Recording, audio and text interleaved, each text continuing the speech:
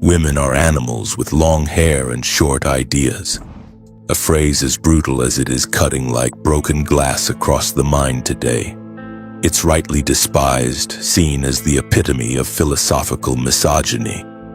But it came from Arthur Schopenhauer, the dark genius of German philosophy, a man whose view of life was as bleak as his intellect was brilliant. And before dismissing him as a bitter, resentful misogynist, which in part he was, let's pause. Because behind the cheap insult, beneath the harsh generalization, lies something more unsettling. A truth that quietly echoes in the hidden corners of male experience. Schopenhauer, some argue, didn't hate women per se. He hated the mechanics of desire. He despised the way romantic love, or what he saw as its illusion, made him feel powerless, replaceable, secondary, and behind his bitterness, behind the near pathological cynicism toward the feminine pulses, a question that many men throughout history have barely dared to ask aloud for fear of sounding weak, possessive, or worse, resentful. Why does she always seem to want more? Why, even when it seemed like love, connection, commitment were real? Can she walk away one day for someone else? And why does that someone else so often embody very specific traits: taller, more successful, more confident, more dominant, more of something you feel you lacked? Today we're going to dive into those turbulent waters. We're going to talk about hypergamy, that controversial concept about the silent power within female choice. And above all, we'll speak of the masculine resentment that so often shadows these dynamics. A resentment that poisons the soul when left unspoken and unresolved. To understand Schopenhauer's vision of love and women, he must first understand the heart of his entire philosophy, the will to live. David Sumleben, for him, the ultimate reality wasn't reason or God or even matter. It was an irrational, blind, insatiable force, a cosmic impulse that drives everything from rocks and plants to animals and humans to cling to existence, to keep reproducing, to survive. This will is the source of all desire and therefore all suffering, because to desire is to lack and the will is never satisfied. And in this grim framework, romantic love is not a spiritual union. It's a biological trap, a trick, a bait laid out by the will to perpetuate itself. To Schopenhauer, what we call love is nothing but a beautiful disguise for a primitive force that doesn't care about your happiness. It cares about your genetic utility. You think you fall in love because of emotional connection, because you found someone who understands your soul, but he says otherwise.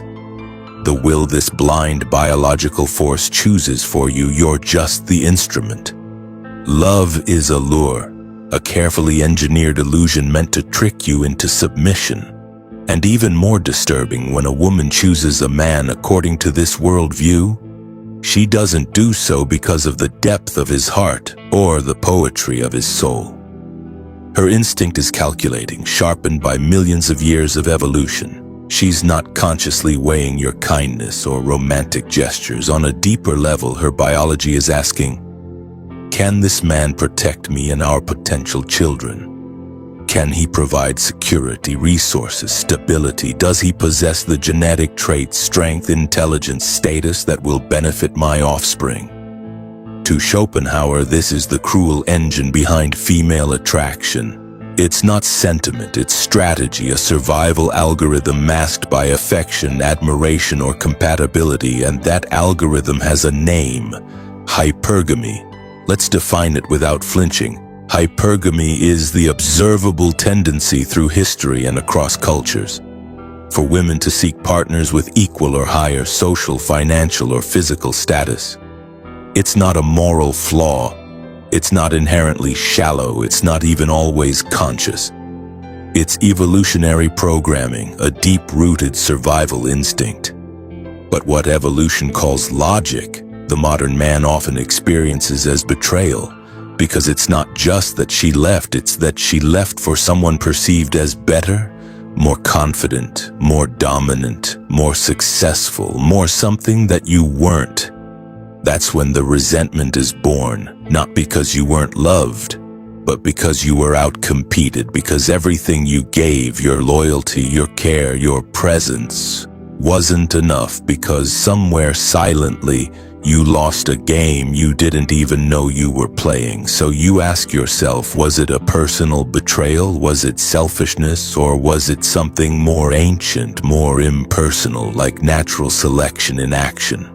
And Schopenhauer, perched atop his tower of pessimism, would offer a devastating answer. It wasn't her, it was the will, using her as a vehicle, using you as bait. That feeling of being discarded doesn't often come with tears. It doesn't get expressed out loud. Male resentment is quieter. It wears masks. It hides behind sarcasm, detachment, or phrases like, "All women are the same," or "Love is a scam." But under that armor, there's something raw and painful, a wound that never quite healed. And it's here, beneath this silence, where Schopenhauer let his philosophy rot. His contempt for women, so evident in his writings, doesn't seem to come from dispassionate reasoning. It comes from experience, from a fractured relationship with a powerful and emotionally distant mother, from failed romances where he was not the chosen one.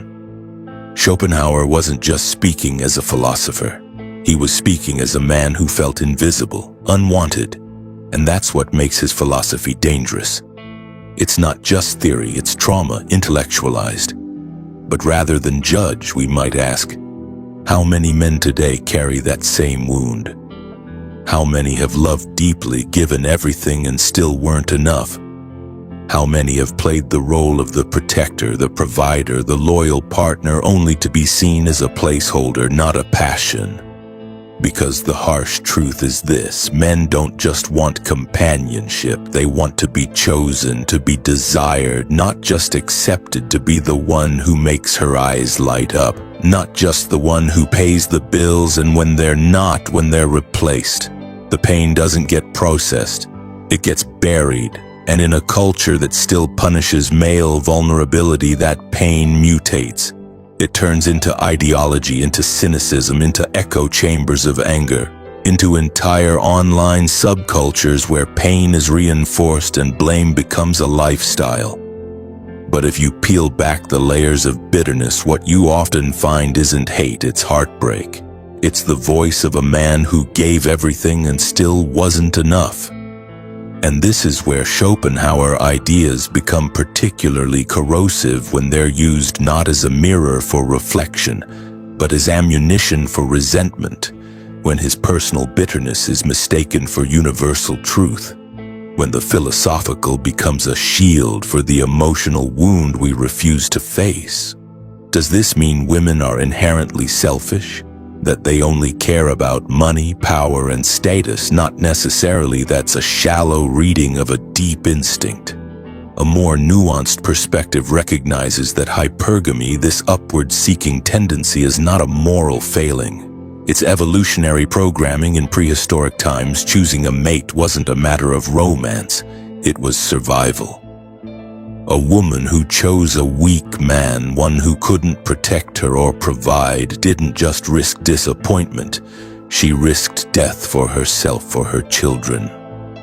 So nature refined her instinct. It's like a blade. She developed a radar for strength, for competence, for security. And even though we no longer live in caves, that radar still hums beneath the surface today. It doesn't scan for the strongest warrior or the best hunter. It looks for purpose, direction, confidence. It seeks the man who's moving forward, who radiates capability, vision, momentum, and that's where the heartbreak enters, because being a good man isn't always enough.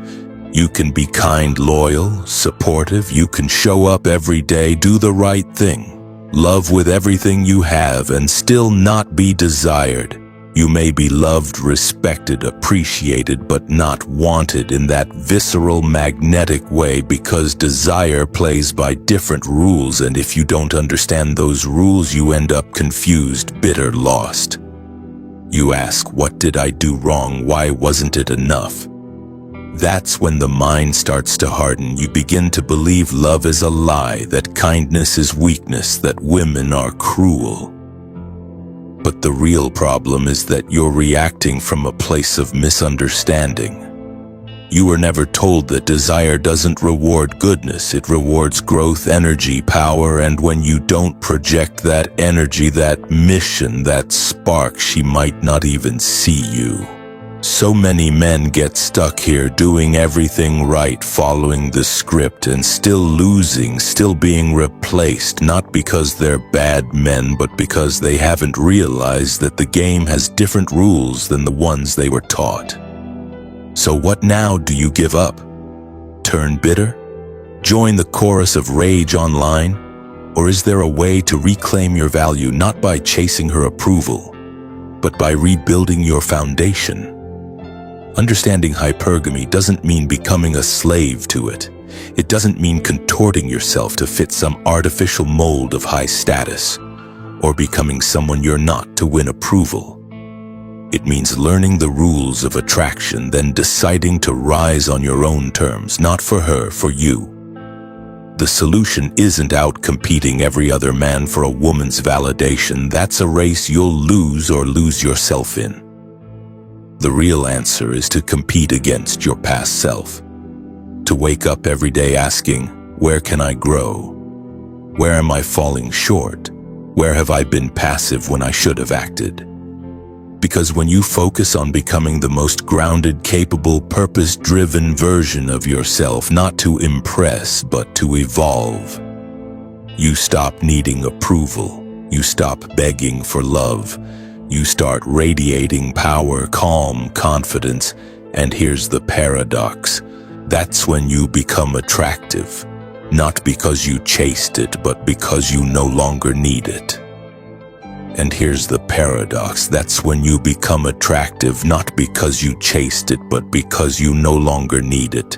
You don't become invincible to rejection, but rejection no longer breaks you.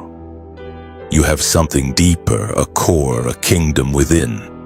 And if someone leaves, if someone doesn't choose you, you don't collapse, you regroup, you rebuild, you rise. This is where we turn to Nietzsche, the philosopher who admired and criticized Schopenhauer. His idea of the Übermensch, or the overman, wasn't about dominating others. It was about dominating the self, mastering your impulses, overcoming your bitterness, transforming your wound into wisdom, your pain into purpose. So yes, maybe she wanted something more. Maybe she left, maybe she compared you to someone else and found you lacking. That hurts. It cuts deep, but you don't have to stay in that place. You don't have to let that wound define you. You can turn it into fuel. You don't grow by resenting what you can't control.